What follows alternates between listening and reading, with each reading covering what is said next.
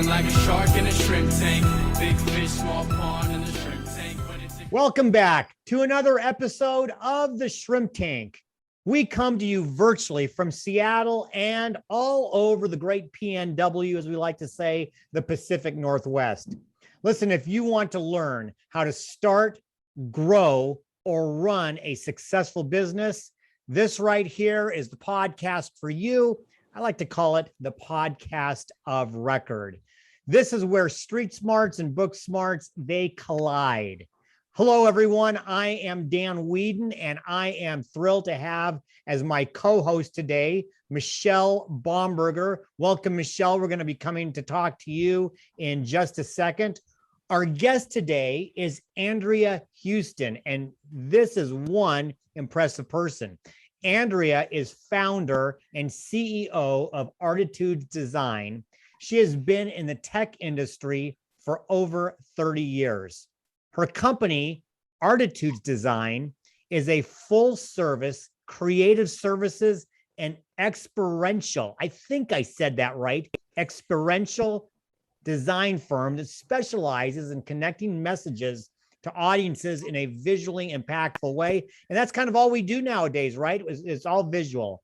Andrea is a respected business leader and entrepreneur who is sought after as a board member and a keynote speaker. And we may find out today that she's doing some coaching for those who want to do speaking. Andrea passionately contributes to several nonprofit organizations, and she's been a prolific voice on women's and leadership topics in the workforce.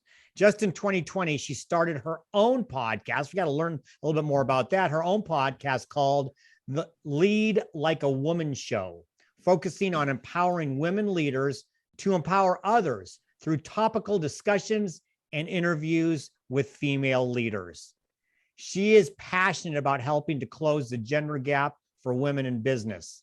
Her first book, and we're going to talk a lot about this too, probably, Stronger on the Other Side, released in April of this year. Andrea, welcome. We're glad to have you. We'll be with you in just a second. Everybody, you can find us wherever you get your podcasts: iHeartRadio, Apple Podcasts, Google Podcasts, Spotify, SoundCloud, Stitcher, and of course, YouTube. You all know it by now. I like to say we are ubiquitous. So please follow us wherever you get your podcasts. We do come to you from about a dozen cities, including the mothership in Atlanta, Boston, Boca Raton, Charleston, South Carolina, Columbus, Ohio, a lot of places.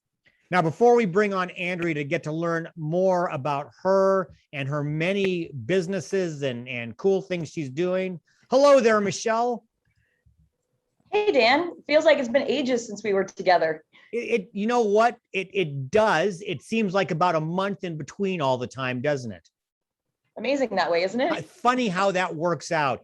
And we normally start talking about fun things. I almost want to talk to you about Notre Dame football. I came close because I did see you on some pictures on Facebook sporting all the Notre Dame stuff. But I think something that's really cool is you were on the other side of the mic recently.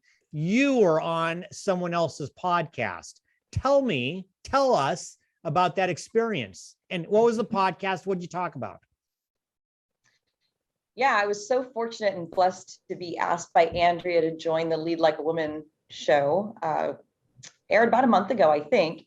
And it's, when you listen to a show like that and you look at all the people who come before you, most of us, before we go on a podcast, we prepare, we take a look at what content, what questions, and it's just so impressive to be in the company of women who have done so much. And I know, Andrea, you mentioned her passion around, really closing the gap between men and women in entrepreneurship and in the workforce. Mm-hmm. And so she highlights individuals, women specifically, who have grown businesses and made a difference in that environment. So I think what really makes a podcast, easy is the hosts, as you know, Dan, for doing this for many, many years, but really, the insightful questions and really bringing forward the important points. And I think Lead Like a Woman does an amazing job with that.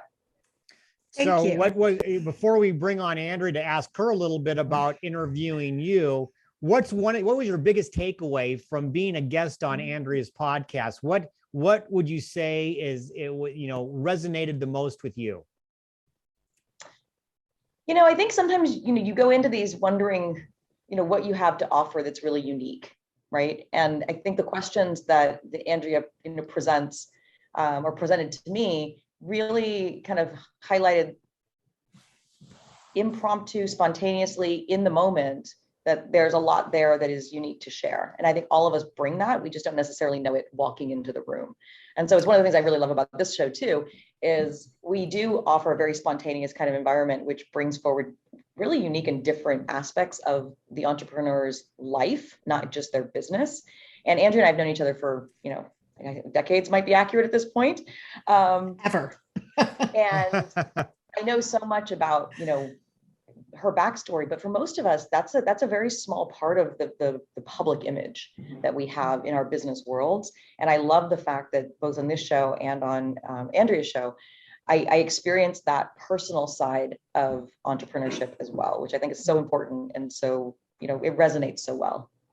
So Andrea, welcome. I can't wait to dive into this with you. So let me start by asking, and it's not plead the fifth yet, but what was it like having Michelle on the show? And then go on and tell us all of the cool things that you personally are doing with your businesses. That's a lot, Dan, but thank you for having me. Dan and Michelle, I'm so excited to be on the Shrimp Tank. So thank you so much for inviting me on. I appreciate it. And I appreciate your time. So having Michelle on was wonderful. So I even got to learn a little bit more about my friend, and we have known each other forever. So it's really, really impactful for me as well, because I love looking at how she leads people. She and I are very different. Michelle's a lawyer. I'm definitely not, although I went to pre-law school. So, because I like to argue. However, Michelle is super skilled and wonderful in her space, but I am a creative in spades. So it was really, really fun to bring those two things together. Her episode was September 30th, and it's called Finding the Side Door. And you can find the Lead Like a Woman show on all the places, except for YouTube that Dan just mentioned. We're on iHeartRadio, we're on Stitcher, we're on Google Play, we're on Spotify, we're on iTunes, we're on all of them. My husband can even get my podcast in his Tesla now. It's super weird to hear my voice. So I do a lot with the Lead Like a Woman show. We have 40,000 followers on LinkedIn, which is pretty incredible. Part of that is due to the fact that I wrote the #1 article on LinkedIn last year with over 8 million impressions called Never Apologize for Being a Strong Woman. So it's really garnered a lot of support for what I'm doing with elevating women. So as you know, I have Artitudes Design. We are a 26-year-old experiential design firm. Gotcha. But we focus on anything on the screen behind a speaker, be it one-on-one or one on 50,000. So we work for everything like sales decks and pitch decks, all the way to keynotes for 50,000 people. And when we do that, we do anything that comes up on stage. So that could be presentations, it could be video, it could also be hiring talent, which we've done before. But we also coach speakers and write their content to really help them get the message out that they want to resonate with their audiences. I also have the Lead Like a Woman show. I also have the book, Stronger on the Other Side, which came out actually in April, but it was on my 50th birthday. So it came out on April 7th this year. It was a gift to myself. The other thing I'm doing, in addition to all the nonprofit work that I do, is I have a new line of business around speaker coaching. I've actually been doing it for 20 years, but now I'm focusing on it. So my first offering is this speaker coaching for women, and it's 5 sessions, which includes 4 hours of live coaching and an hour of working on your content, and it's $2,500. So I'm having a lot of fun with it. And this year I'm coaching Tedx speakers for Tedx Seattle. That's what I'm doing, amongst many other things, because I'm a mom, I'm a wife, and I'm a friend. So busy. There's a lot going on there. I want to kind of go back to basics when we first met. So we first met through a CEO kind of peer group many, many years ago, maybe even before that, but that's where we really got to know each other. Yeah. And what I really remember about you at that time was, one, energy. I mean, you can just sort of feel it coming through the screen. But two, sort of your focus on people. So as you were growing your business, to me, this focus on people was really, impactful to me at that time. Can you talk a little about kind of that strategy that you've used and how it's changed over time? So how it's changed is I didn't do that at first. And it was not a good place to begin. So I've learned all my lessons by learning how not to do things. In fact, I have a new book coming out next year, April, that's called Lead Like a Woman, Tales from the Trenches. And it's what we learned from our mistakes. And a lot of the mistakes for me were around hiring people that I thought would be great, but weren't and didn't connect. So I learned the hard way how to learn to hire better and really to focus on people and culture and not skills. And what that did for my business is we grew a creative team who was engaged. They still are, so not was, who is engaged and who really wants to serve the customer. One of my theories is happy employees make for happy clients. And so it's something that we try to live every day. And it makes a difference in our business because it comes across to our clients. Andrea, when you went through all of the different things that you're doing, very impressive. I want to jump back in time a little bit though, as to the genesis of you, of how all of this came about. When did you know you wanted to be an entrepreneur? What was that trigger mechanism in your life? Where did that fork in the road come? What got you to this point?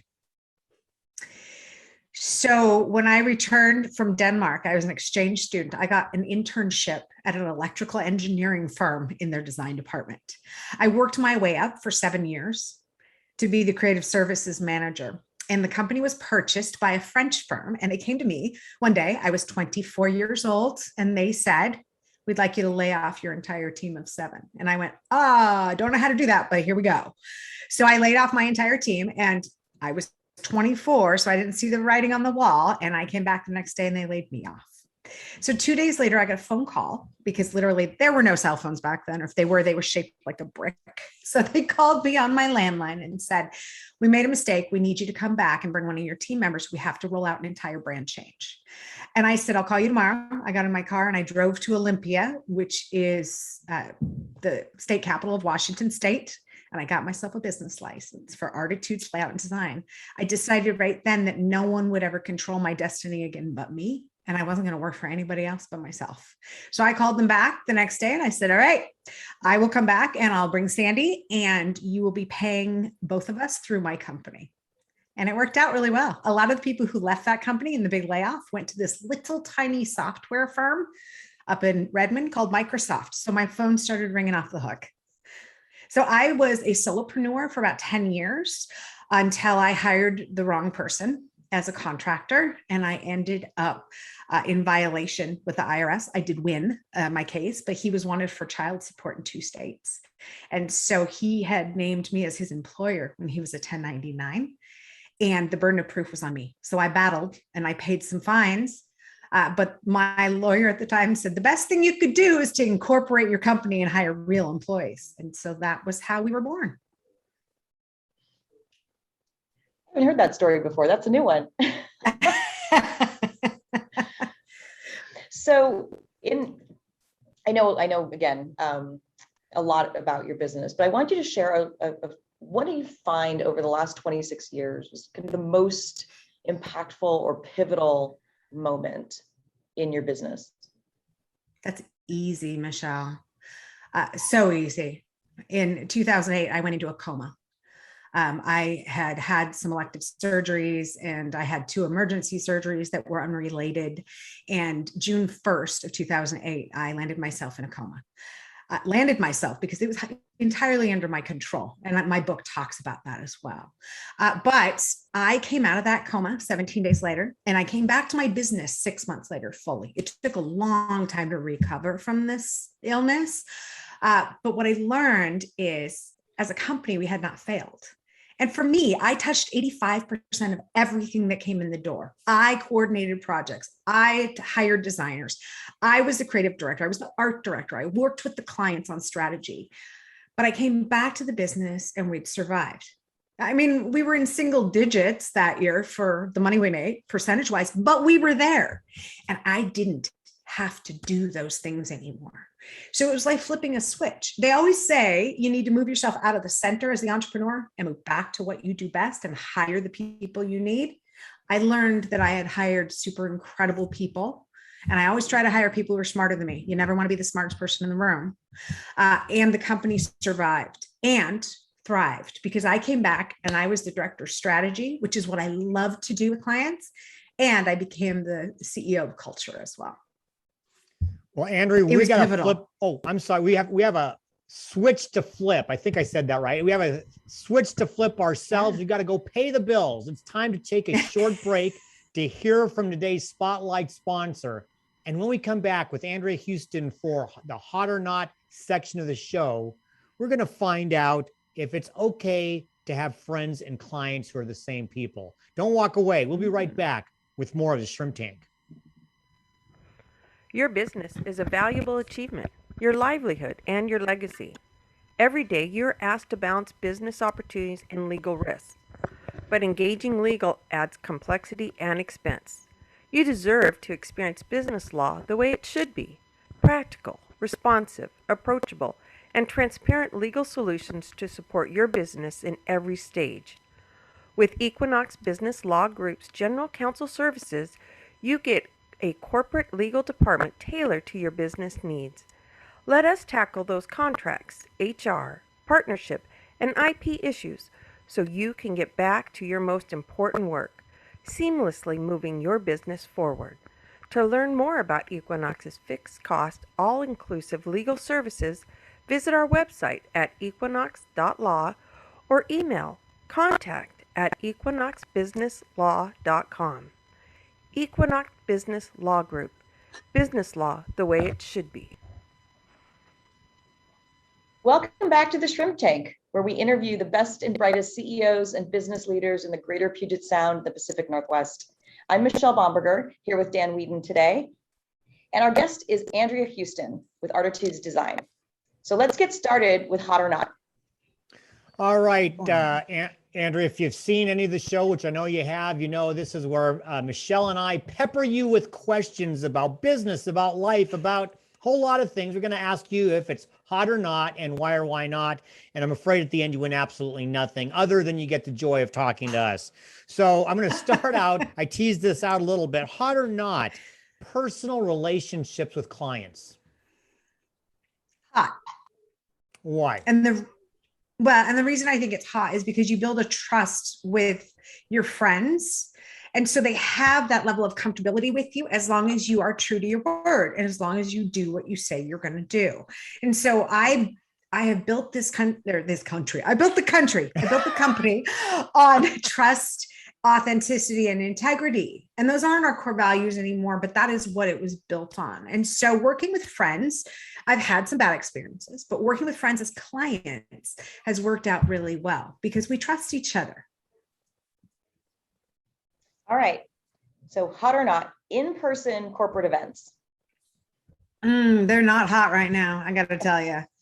So we lost a lot of money off our top line last year when COVID hit, more than we've ever lost in contracts.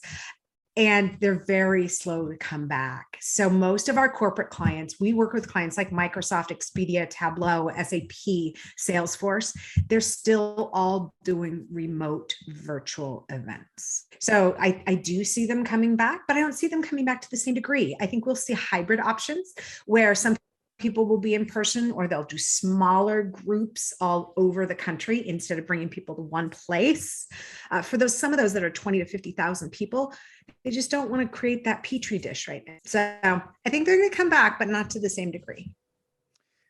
All right, Andrea, hot or not, book smarts or street smarts? Which one's hotter?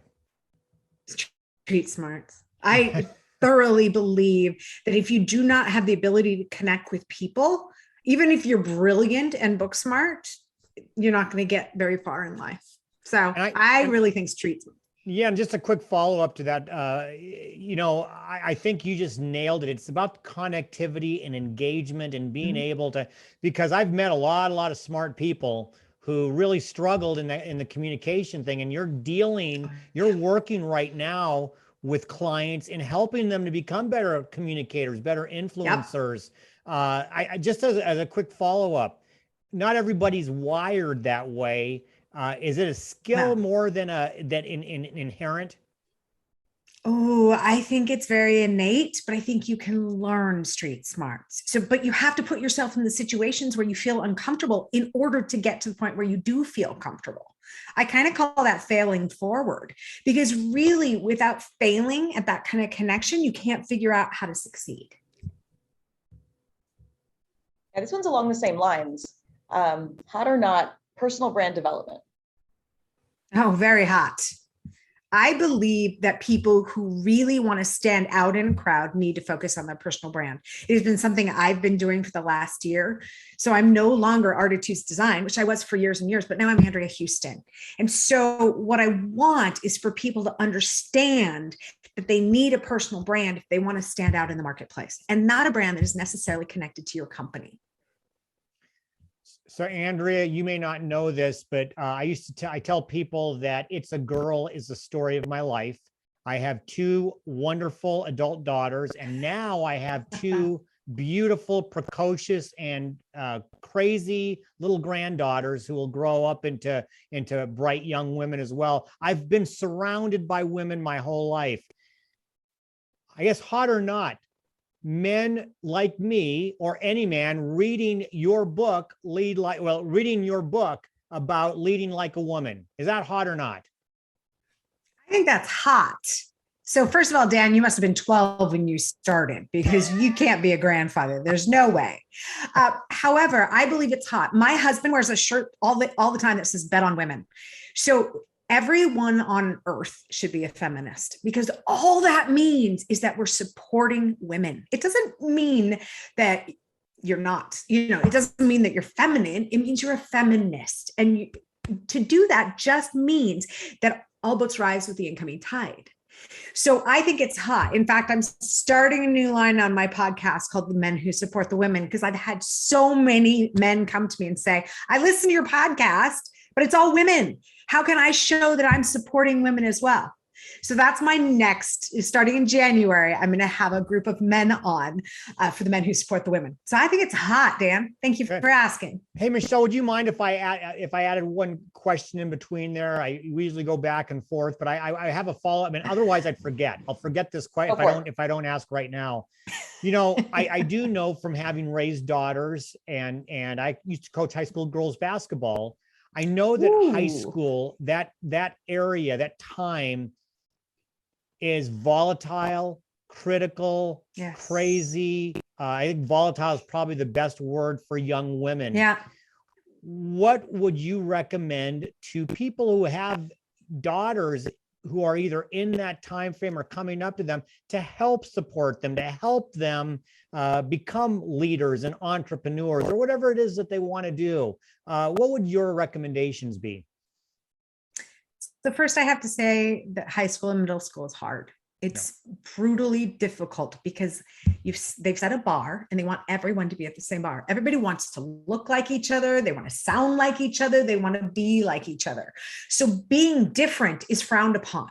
So the best thing you can do, and it's not necessarily the best at the time, but the best thing you can do is help them find their own voice and their own passions. So not necessarily following the crowd, because high school is not life. It is absolutely not what life is like. When you get out of high school, you have the chance to find your own voice. Why not promote that ahead of time? Find their passions and let them be passionate. I hated high school, by the way. It was horrible. It's why I went as an exchange student to Denmark, where I found my own voice. Well, that's a good lead into the next one. Speaking multiple languages. How did you go about learning, what was it, Dutch? Danish. Well, I actually speak 7 languages, some more fluently than others. When I was 4 years old, we moved to Canada, and I learned French in the schools. And I came home one day and I wouldn't speak English anymore. I was 5 at the time. All I would say is the words in French that I knew. Drove my parents crazy. But I learned that I love to communicate and I love languages. So I went to Denmark, not understanding or knowing any Danish. However, I'm partially Swedish. So when I asked Rotary to put me somewhere, I said Scandinavia, and I ended up in Denmark. Happily so. It was the best year of my life. It was the most pivotal year of my life, frankly. But I have a desire to communicate. And as you know, I like to talk. So I figured out how to do it. I went to a language school at the University of Odense, or you would say Odense, on the island of Fyn, for about 4 months to really, really learn. And then I just immersed myself. And when I came back, I refreshed my French. I decided I'd learn Spanish. I was in college and I added German. So I now speak English, French, Danish. I can read and understand Swedish and Norwegian, German, and Italian. So Andrea, you and I originally met through Rotary. I think it was 7-8 years ago. It seems time has certainly flown by. And I don't know if I told you at the time, but Barb and I have hosted now 9 exchange students over That's awesome. Since 1994. I joined Rotary in 1993. Since 1994, we've hosted 9 exchange students, and now I'm on our district youth exchange committee. But you know what we learned? I love it. This leads into a question for you. What we learned is it expanded. Even though we didn't go to all those countries, we learned about them and we learned about their culture. And you know, we are more than ever a global society. And as you talk about building a brand, can you talk a little bit about how building that brand now globally, is that important? Is it not nearly as important? How does that now tie into strategizing about that? So I believe that building a brand globally is very important if you're going to work globally. If you're not going to work globally, you can focus on, wherever you are. However, there is a benefit for everyone to learn about new cultures. We've had 7 au pairs in our house over the time that my children were growing up. And the most valuable thing we found was the culture piece. A lot of them were from Denmark. I'm going to be honest, because I love to speak Danish. I wanted my kids to learn Danish, but we also had somebody from Brazil. So we learned a lot of Brazilian traditions. We also had somebody from Turkey who was so amazing and a chef. So we learned a lot about Turkish food. And then we also had Sohee, my sweetheart, from South Korea. So my children, now could eat rice for 3 meals a day, because that's what Sohee did. But it's changed the way they view the world as well. And I think that is valuable for everybody to understand that we are not the be all end all, that there are other cultures out there that do different things and do them well. I know that you are a travel fiend, as am I. So what's next on your travel list? Oh, what's next? Actually, I'm just going to San Jose for a wedding in a couple of weeks, but I am going to Denmark next year to see my family there as well. And then I have to go to the Dominican Republic in March for the first time ever. So it'll be interesting. I've never been to the Dominican. So I know that I love travel. Yeah. In this day and age, San Jose is, fancy enough. It's true. And there's a Mark Twain quote that I absolutely love that talks about travel and how it is the antithesis of closed-mindedness. So when you travel, you open your mind and you learn to be more of who you need to be to connect with other people.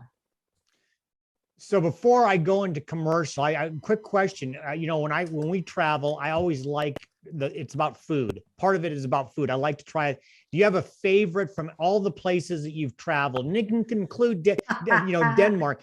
Do you have a favorite food out of all of that? Oh my goodness, there's so many favorite foods. I do the same thing because food is culture. Mm-hmm. Food is absolutely culture. In wherever you go, it's how they express who they are. So the Italians express it through spicy pasta and sauces and things like that. But the French express it through pastry. Their regular food doesn't do much for me because I'm more vegetarian than anything, and they eat a lot of meat. But their pastries are to die for. But then all the Danish traditions for me that I brought to my house. In fact, I did a full Danish dinner on Sunday night. I'd been out of town for 10 days and I went, I need to cook. So I did spaghedella, which are these little Danish meatballs. I did a roasted potatoes with a parsley sauce. I did roasted red cabbage, and I did something called a gurkeslet, which is a pickled cucumber salad. And my kids love it. So if I cooked like that every day, they'd be really happy. So I just think food is culture, and it connects you to the people. Yeah, I love talking about that, but we've gotten, I can't believe how fast this is going, everybody. We got to take another short break to hear from our sponsors. And when we come back with our guest, Andrea Heuston, for our famous Plead the Fifth section of the show, I'm going to ask her, and she's not going to figure this out. I'm going to ask her what companies are doing wrong. So she's going to have to answer that first and foremost. Don't walk away. We'll be right back with more of the Shrimp Tank.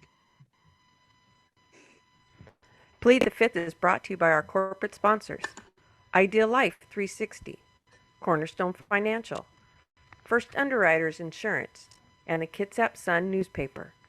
Please visit our website at www.shrimptankpodcast.com/Seattle to learn more about these terrific companies. Now back to the show. Welcome back to the Shrimp Tank, where we interview the best and brightest CEOs and business leaders in the Pacific Northwest and beyond. I'm co-host Michelle Bomberger, and our guest today is Andrea Heuston. Now we're going to move on to Plead the Fifth. And you know, Andrea, I know we have an attorney here with us, but you're going to have to decide whether to plead the fifth or not. You can't ask Michelle, because she might be the one asking the questions, of course. Ooh. And you only get to plead the fifth once. After that, we could get really, yeah. So better choose carefully. So here's my first one. Andrea, plead the fifth. Well, let me start with my question. Almost 2 million women have not returned to the job market after COVID. Plead the fifth. What are companies doing wrong? Companies are not supporting women and the childcare resources and family resources they need. We are desperate for something to come to a head where there is childcare and there's more of a grace for women. It's been proven that women in high leadership positions and women on boards make companies more profitable. It's been proven. There's so many studies out there that say this, and we're still not supporting women in what they need. There's no pleading the fifth there. I am passionate about that one. All right, with that in mind, if you had to go back in time and give your 10-year-old self some advice as a future, woman in the workplace, what would you say? Stop overthinking yourself. So I am famous for imposter syndrome. Frankly, we all are to some degree, but I stand in front of a crowd and I think, why am I deserving to be here? Why should I be here? Why are they going to listen to me? But I have something valuable to say, so I have to get over myself. So really, it's about confidence. I did not have confidence as a little girl. I was born into a family that really values males.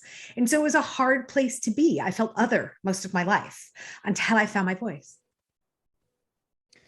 All right. So speaking about finding your voice, which, by the way, I can't see you pleading the fifth on any of these, Andrea. I don't see it, but this is one I'm interested to hear. So let's say you're at a dinner party, when we kind of can have dinner parties again.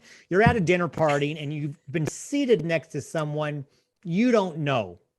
What's the first thing that you say to them to start a genuine conversation? So it's absolutely not, what do you do? Or who do you work for? Or any of that. I don't want to know about your career. I want to know what you're passionate about. So the conversations where you start about who are you at the core of your being are always going to be more valuable. So some of the questions I ask would be, what kind of wine do you like? Or what do you do in your free time? What makes you happy about your life? And it makes really for fun and engaging conversation. Well, if you ask I miss dinner parties. Yeah, if you ask me about what favorite wine I'd have, I'd probably say bourbon, but that's okay. That probably that's okay. The other one I do is, what's your favorite cocktail? Because it's fun and you can learn a lot about people when they're telling you what their favorite cocktail is. So you and I have known each other for many years, but more recently spent a lot of time together with entrepreneurs organizations. So you've been a leader. And WPO. And WPO as well, Women Presidents. But you've been a leader in EO for many, many years. And one of the things that I really value about EO as an organization is sort of the continuous learning mindset of people. Yep. So other than, Stronger on the Other Side, which we've talked about, what other sort of critical books that have had a huge impact on your personal development would you recommend? Oh, that's a good question, because I am a continuous learner. But one of my favorite books that I read, well, I've got two. I'm going to give you two, and I know you didn't ask for that, but I always go over. So the first one is Adam Grant, Give and Take. It completely changed the way I look at my employee base, at my team. And it's about givers and takers in life and how you can figure out who they are, but also how you play to their strengths. It was an amazing book. Adam Grant is fantastic. But the latest one that I call a business book, but it's really about light, is Green Lights by Matthew Mcconaughey. And I would tell you to listen to it on Audible, not to read it. It is a powerful story of coming from nothing to coming to success, but all of the lessons learned along the way. And I've taken a lot of that into my life because it's so important. It's so important to learn from other people's experiences.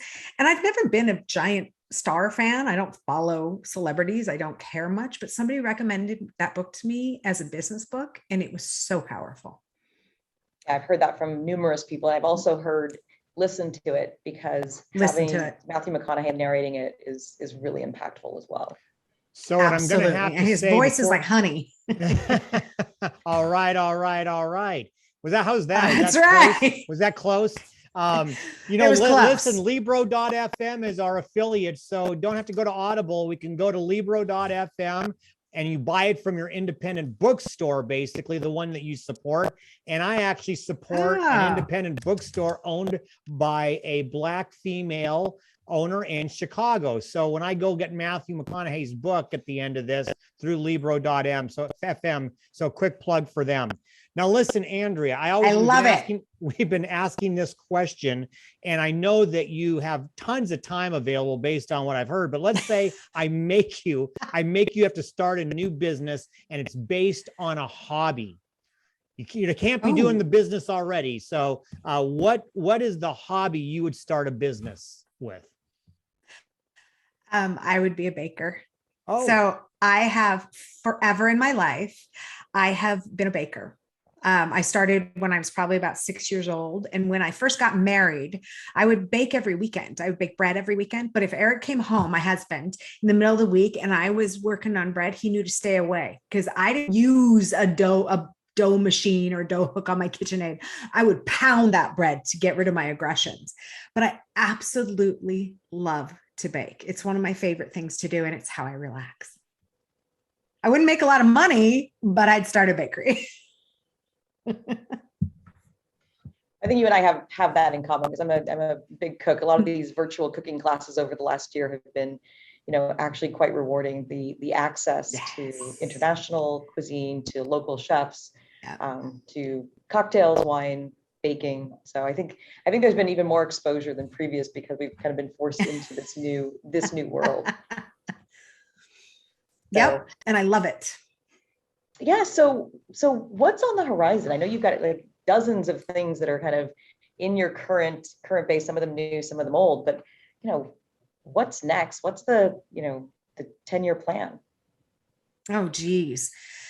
So I always have a moving target. I do 1 year, 3 year, and 5 year planning and a bit of 10-year thought. But I really want to be keynote speaking more. And I want to focus on my books. So my next one, Lead Like a Woman, Tales from the Trenches, is the first in a series of at least 3. And it's other women telling their stories about how they got smarter, bigger, stronger by making mistakes. So I'm really excited about that and creating a platform for speaking to women. My first speech, one of my signature speeches that I just finished up, is about the power of gratitude in your life. And it really talks about how to get over the victim mentality and create value from that in your life and in business. So that's what's really on the horizon. I'm excited about it too. I'm creating a platform for learning as well. There will be online courses, there will be webinars, all sorts of things that are coming out of this. Well, we're super excited to have you do your gratitude speech for our upcoming Equinox Focus event in November. Thank you. It's always a pleasure to hear you speak with your energy and your insights. So we're excited to have that coming up soon. Me too. Thanks, Michelle. I appreciate that too.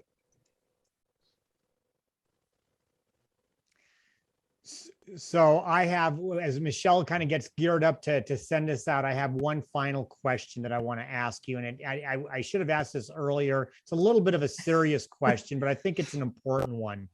I recently watched the 60 Minutes episode on the Facebook whistleblower. I don't know if you saw that or not, but a lot came out of that regarding Instagram, which Facebook owns, and the negative impact it's having on girls. Can you speak to that a little bit, from your role as a person who's helping women to become more confident and to lead? Can you talk about that?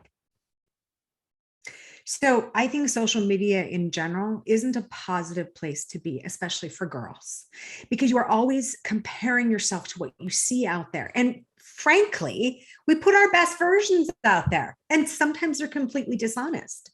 So I have had experience with seeing some girls' photos on Instagram, frankly, that they're probably not real, or they're probably in a moment that they want to share, but it's not who they truly are. And so by comparing yourself to others, you just feel down unless you're confident in yourself. So I don't think social media is a safe place. It is here to stay though. And so we have to learn to manage our expectations around it. And we have to learn to have confidence in ourselves. That's harder for some girls than others, but there are ways to do it. There's Girls Inc. That is an incredible nonprofit that focuses on girls and focuses on making them leaders and creative leaders in their space, so they gain confidence. But there's so many others out there like that. The Boys and Girls Club is doing it as well. And they're really, really focused on helping girls rise beyond that. And it's really, like I said earlier, it is the middle school and high school ages where you want to be like everybody else, and you don't understand the value yet of having your own confident voice. And that's hard. It's great to sort of hear how you've taken so much of your life experience and pulled that forward to help others, both adults and kids. So thank you so much for joining us today on the Shrimp Tank. It's been such a pleasure talking to you. If our listeners are looking to get in touch with you, what are the best ways for them to reach out to you? There's a lot, but I would go to Andrea Heuston on LinkedIn. My last name is, I know they said I don't have to spell it, but I'm going to spell it for you. It's Heuston, and that's entirely my husband's fault, but it's Andrea Heuston on LinkedIn. That's the best way to do it. I also have AndreaHeuston.com, leadlikeawoman.biz, and Artitudes.com. Ubiquitous, I think, is the word. I'm out there. You can find me. That's right. For all of our listeners, please make sure to check out this episode and the replays at shrimptankpodcast.com/Seattle and wherever you get your podcasts, SoundCloud, Stitcher, Apple, Spotify. Please follow us also on our show's social media pages, YouTube, Facebook, and Instagram. Well, Andrea, thank you. It was great to see you again. Thank you for being on the show. Michelle, as always, great to have you here as my co-host today. Everybody, if you're watching it live, you're on our Facebook, but if you're listening later, please jump on Facebook to our page, because we live stream every Wednesday at noon, just like we're doing right now. So please join us next Wednesday, November 3rd. Our guest will be Moji Igun with Blue Daisy Consulting. Linda Popke is going to be the co-host that week. So we're all done here, at least for the time being. So in the meantime, be safe, be well, and be prosperous, because until next week, the shrimp is back in the tank. So long. I've been feeling like a shark in a shrimp tank. Big fish, small pond in the shrimp tank.